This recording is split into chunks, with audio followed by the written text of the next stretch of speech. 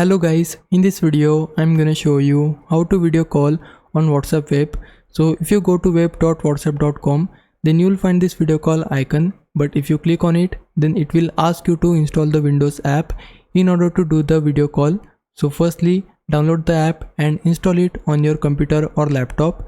After installing the app, select the chat or person whom you want to do video call. So I want to do video call with this guy. I have selected him and he's online as well. Now before doing video call, make sure that webcam is connected on your computer. If you're on laptop, then you don't have to do it because many laptops have inbuilt cameras. Now to do the video call, we need to click on this video call icon.